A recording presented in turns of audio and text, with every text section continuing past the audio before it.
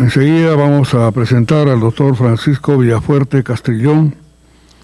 Él es fisiólogo e investigador especializado en hipoxia ambiental y fisiología de altura, profesor principal y jefe del Departamento de Ciencias Biológicas y Fisiológicas de la Facultad de Ciencias e Ingeniería de la Universidad Peruana Cayetano Heredia, donde también dirige los laboratorios de investigación y desarrollo Abraham Weisberg Bolak.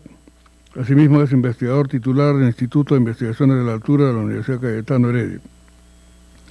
Se graduó en la Universidad Peruana Cayetano Heredia bajo la tutela del doctor Carlos Monge Casinelli y posteriormente obtuvo el grado de doctor en Fisiología por la Universidad de Oxford, en el Reino Unido, y realizó su postdoctorado en el Departamento de Fisiología, Anatomía y Genética de la División de Ciencias Médicas de la misma universidad. Cuenta con más de 70 publicaciones científicas revisadas por pares y capítulos de libros enfocadas en fisiología y fisiopatología de la exposición a hipoxia en grandes altitudes, especialmente en poblaciones andinas. Sus investigaciones abordan la regulación de la eritropoiesis, las respuestas respiratorias, cardiovasculares y hematológicas a la hipoxia aguda y crónica, así como la fisiología del ejercicio. El doctor Francisco Villafuerte tocará el tema el sistema cardiovascular del habitante de altura.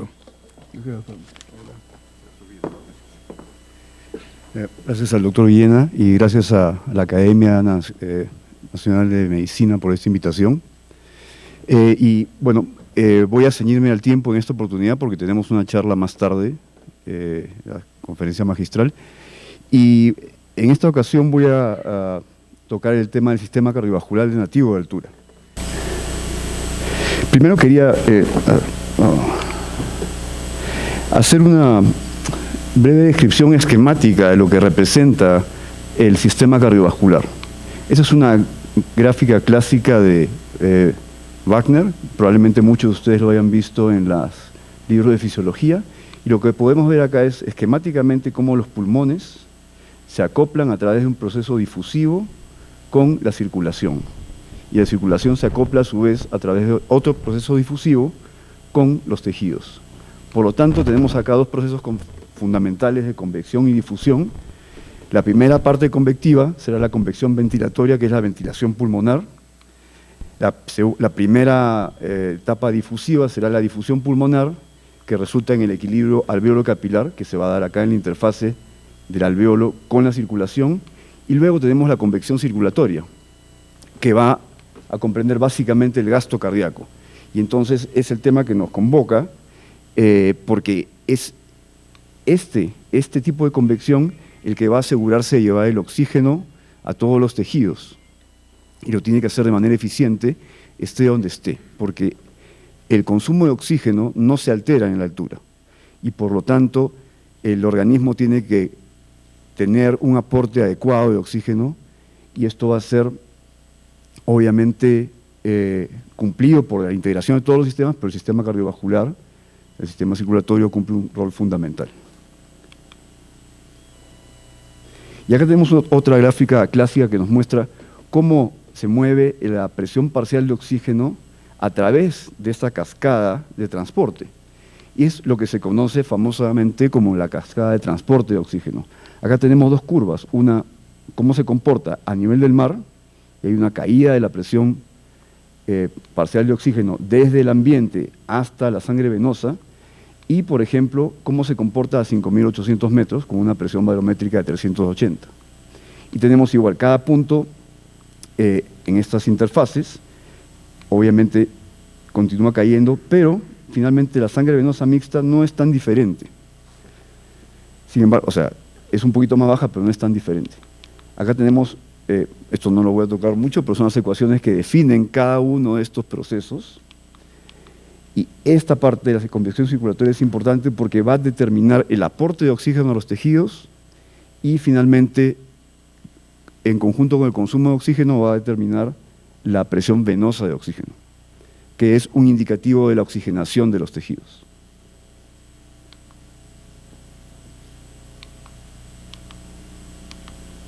Y aquí quiero tocar un punto que se ha tocado en ponencias anteriores, y que es parte obviamente del Congreso, que es una cita del doctor Carlos Monge Medrano. No quiero leerla toda, pero básicamente nos dice que tenemos que estudiar la fisiología y la medicina de altura en el Perú, porque la fisiología del habitante de altura tiene particularidades que tienen que ser comprendidas por el estudiante de medicina. No puedes estudiar o ver a un paciente de altura con los parámetros del nivel del mar. Entonces, tenemos esta cita de Carlos Monge Medrano, 1948, que precisamente nos dice eso. Y esto nos lleva a concluir que existe la necesidad de comprender la función de los diferentes sistemas fisiológicos en el contexto de la vida en hipoxia crónica, y este va a ser un requisito indispensable, porque casi el 30% de nuestro territorio se encuentra a gran altura y es habitado por cerca del 25% de su población. Es un tema también que estaban hablando el día de ayer. O sea, nuestro territorio, gran parte está a gran altura y una parte significativa de nuestra población habita en este territorio. Por lo tanto, es súper necesario comprender la fisiología y la medicina de altura y ver cómo es diferente y en qué, obviamente, en dónde debemos incidir para su conocimiento. Y quería comenzar, quiero ser un poco breve, quiero comenzar simplemente por definir y contarles un poco cómo es la estructura del corazón en un habitante de altura. El corazón de los nativos sanos que no tienen, por ejemplo, ninguna patología cardíaca, tiene un mayor peso que el corazón de un residente de nivel del mar. Y este mayor peso se debe básicamente a la hipertrofia ventricular del lado derecho. Acá podemos ver, este corazón no es de un habitante de altura sano, pero es escogido para poder exagerar y poder dar cuenta de cómo el ventrículo derecho está hipertrofiado comparado con el ventrículo izquierdo. Después vamos a ver una fotografía de un corazón normal. Pero quería enfatizar esto. El mayor peso del corazón en altura se debe a la hipertrofia ventricular del lado derecho, que está asociada a la mayor presión de la circulación pulmonar. Y el ventrículo izquierdo es normotrófico y está relacionado con una hemodinamia relativamente normal. Y esto variará un poquito dependiendo de la precarga y el volumen sanguíneo, por ejemplo. También vamos a tener como característica importante la reducción de la pared aórtica y una menor cantidad de matriz extracelular, lo cual va a resultar en una mayor distensibilidad y elasticidad del vaso. Esto va a disminuir la poscarga ventricular izquierda, lo cual va a facilitar la fase de eyección y va a contribuir al mantenimiento del gasto cardíaco. Debemos recordar, como vamos a ver en las siguientes diapositivas, que el gasto cardíaco se mantiene en altura. Entonces, es el mismo aporte, tenemos que mantener el mismo aporte de oxígeno a los tejidos. Aquí tenemos esta publicación bastante importante del doctor Peñalosa, que fue uno de los pioneros del estudio cardiovascular en el Perú, del estudio de la fisiología cardiovascular y de electrovectocardiografía en el Perú.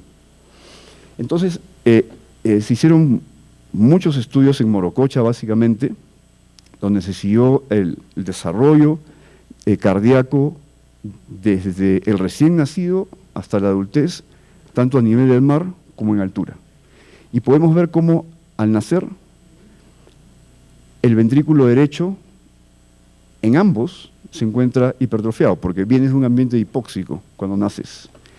Pero después, conforme avanza el tiempo, vemos, por ejemplo, esto es lo que podemos observar a nivel del mar, ese ventrículo derecho empieza a perder grosor y termina de esta forma en la niñez. Obviamente aquí podemos tener más gráficas y podemos mostrar la altitud. Pero en la altitud, ¿qué es lo que podemos ver? Vemos la hipertrofia del ventrículo, de todas maneras, se mantiene. Y esto lo podemos ver en esta gráfica cuando vemos cuál es el comportamiento de la presión pulmonar en esta misma línea de tiempo. Vemos que al nacer la presión de la arteria pulmonar es bien alta. Sin embargo, a nivel del mar, al nacer esta desciende rápidamente y se estabiliza ya cerca de las 62 horas Sin embargo, a 4.500 metros en Morococha, esta presión de arteria pulmonar empieza a decaer muy lentamente, es muy diferente a nivel del mar y se queda elevada en la adultez. Esto determina que el ventrículo derecho se encuentra hipertrofiado de por vida. Y es normal encontrar un ventrículo hipertrofiado en un adulto sano de altura. Básicamente acá nos resume qué pasa con la arteria pulmonar, ¿no? Cuando naces, la arteria pulmonar se encuentra engrosada y luego, en la evolución postnatal, pierde un poquito de grosor, o pierde grosor significativo a nivel del mar, mientras que en altura permanece engrosada. Y esto contribuye a la hipertensión, a la mayor presión de la arteria pulmonar. Obviamente esto se va a ver combinado a la respuesta presora de la arteria pulmonar cuando es expuesta a hipoxia. Entonces vas a tener una mayor masa de músculo liso que se contrae en una vasoconstricción hipóxica y por lo tanto la presión de la arteria pulmonar va a ser mayor. De esta misma serie de estudios podemos ver algunas características importantes del nativo de altura en comparación a habitantes del nivel del mar. Este fue un estudio realizado también desde niños hasta adultos y podemos ver acá en estas dos últimas columnas cómo se comparan los adultos de altura versus los adultos del nivel del mar. Y aquí podemos ver, bueno, el hematocrito obviamente es mucho mayor, como se ha estado conversando en charlas anteriores, hemoglobina, hematocrito, la saturación es menor en altura. Y aquí el gasto cardíaco, en este caso es índice cardíaco, 3.7, 3.9, es similar. O sea, el gasto cardíaco se mantiene en altura. Y lo que vemos, algunas diferencias importantes, es en la presión de la arteria pulmonar, que es lo que estábamos conversando. Acá, por ejemplo, 28 versus 12. Acá, a nivel del mar, perdón, en Lima, por ejemplo, tenemos alrededor de estos valores, mientras que en altura, esto es en Morococha, esto es 28 y esto es normal. Quiero resaltar estas investigaciones porque probablemente son las únicas en el mundo que fueron hechas con cateterismo. Después esto no se ha vuelto a repetir, si no me equivoco. Lo nuevo se hace con eco. Pero estos estudios son pioneros, esto no se conocía antes y fueron hechos con cateterismo cardíaco en un laboratorio especializado en Morococha. Luego, tenemos estudios más modernos que nos muestran básicamente o confirman lo mismo ya con ecocardiografía. Y acá podemos ver el gasto cardíaco, acá tenemos, voy a obviar esta parte porque la vamos a conversar más tarde, pero acá voy a señalar simplemente los nativos de altura versus los nativos del nivel del mar a nivel del mar. Y vemos, por ejemplo, cómo el gasto cardíaco, acá tenemos en el reposo 4.7 y acá tenemos 5.8, pero no hay una diferencia significativa. O sea, el gasto cardíaco se mantiene. El gasto cardíaco es el volumen de sangre expulsado por el corazón en cada minuto, en cada latido. Y podemos ver también, como contraparte, acá tenemos una curva que muestra la presión de la arteria pulmonar, la presión media de la arteria pulmonar versus el gasto cardíaco en nativos del nivel del mar y nativos de altura. Vemos, por ejemplo, cómo al aumentar el gasto cardíaco en el ejercicio, la presión de la arteria pulmonar también se eleva, pero fijemos en la diferencia de pendientes. En altura, al incrementarse el gasto cardíaco por ejercicio, la pendiente es mucho mayor, quiere decir que la presión de la arteria pulmonar responde mucho más porque estamos ante una arteria muscularizada. Y obviamente bajo influencia hipóxica, entonces la vasoconstricción hipóxica de ese músculo, de esa capa muscular engrosada, es obviamente mayor y la respuesta presora es mayor y por lo tanto existe mayor presión en la arteria. Y quería también hacer acá otro señalamiento de fotografías también únicas del doctor Arias Estela.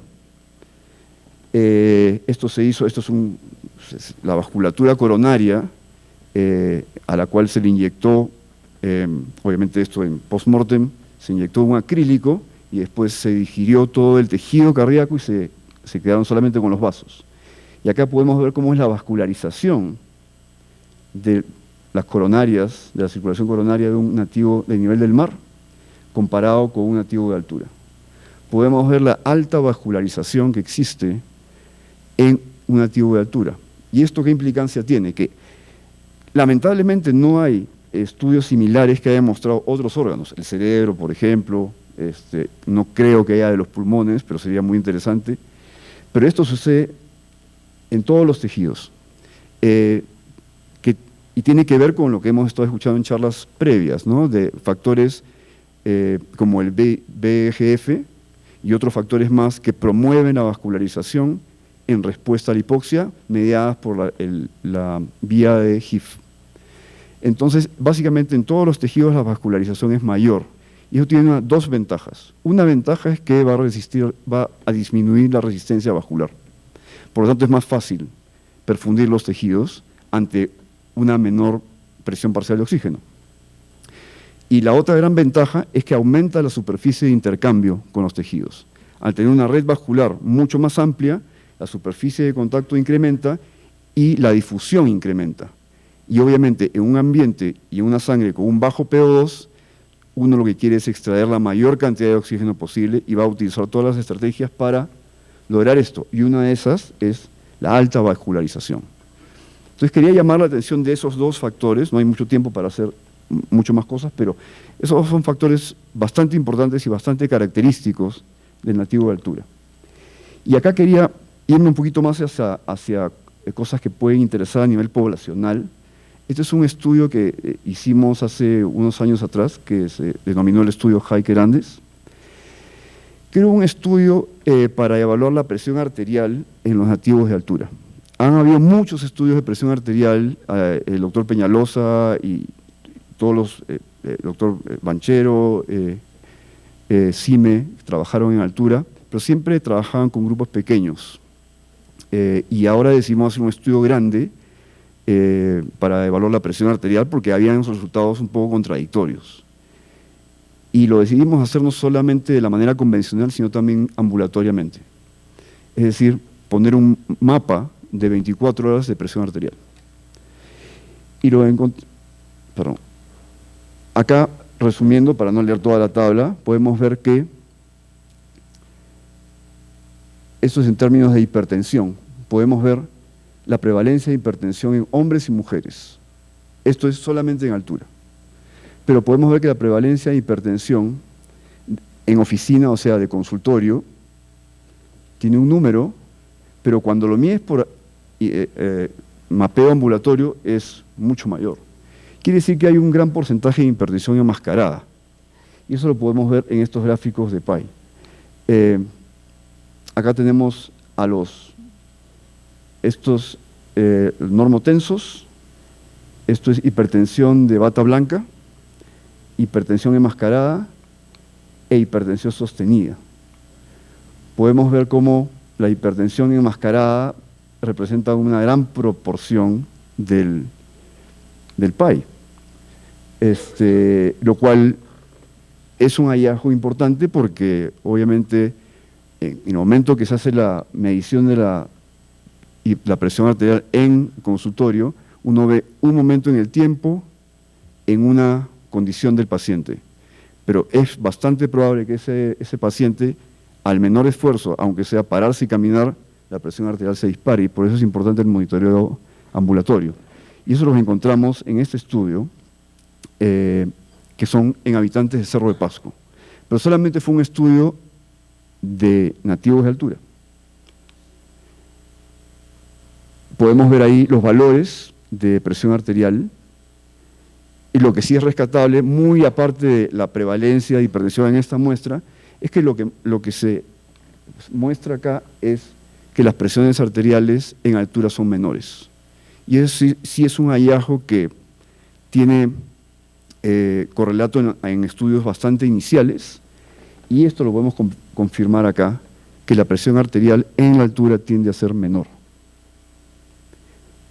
Y la prevalencia, por tanto, de hipertensión también va a ser menor. Esto se confirma también con el monitoreo de 24 horas de presión arterial.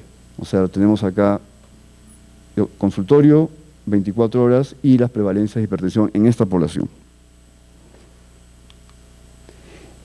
Y acá tenemos otro estudio de cohorte muy interesante porque el estudio Hiker Andes fue un estudio bastante puntual, no fue poblacional, pero fue un N significativo en Cerro de Pasco, pero dos estudios importantes más recientes, con una cohorte poblacional y un muestreo aleatorio poblacional, son el estudio de crónicas con el doctor Jaime Miranda.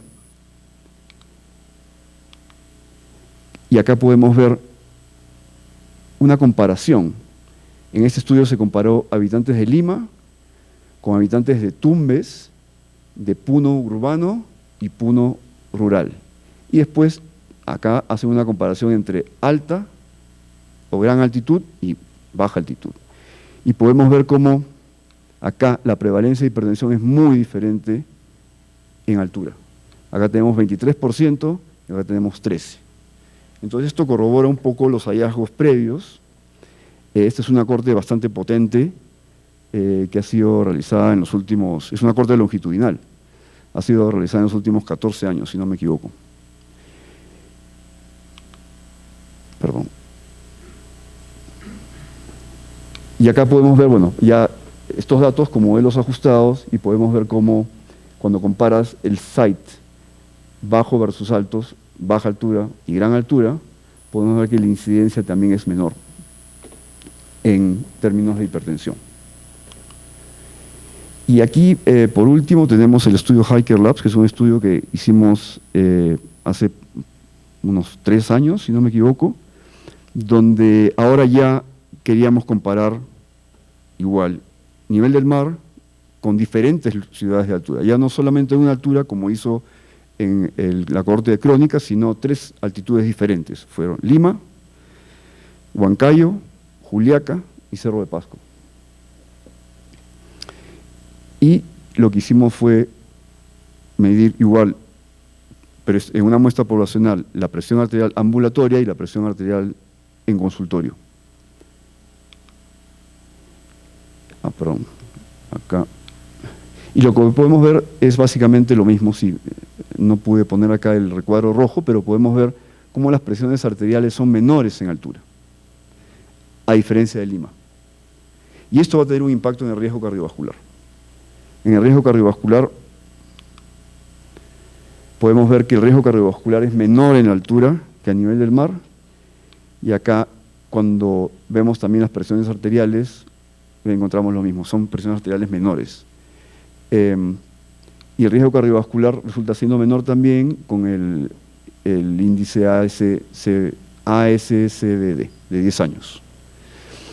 Entonces, esto nos muestra que efectivamente, como se ha venido conversando en las ponencias anteriores, el vivir en altura tiene un efecto protector a diferentes niveles, a un nivel cardiovascular y a un nivel cardiometabólico que no estoy mostrando acá, pero se ve en cierta forma implícito en este panel de riesgo cardiovascular. Y eso lo podemos ver en los habitantes sanos de altura, cosa que va a ser diferente en los habitantes con mal de montaña crónico, que es la ponencia que voy a tocar en la tarde. Entonces no quería entrar mucho en ese tema, pero sí quería de repente contarles algunas cosas más de las que hemos estado escuchando, que todo apunta a que sí, la altura moderada tiene un efecto protector, cardiovascular, cardiometabólico, y esto se puede ver alterado en ciertas formas que lo vamos a ver, como les decía después. Bueno, quería agradecer a nuestros colegas en la universidad y a nuestros colegas afuera, y a ustedes por su atención. Gracias.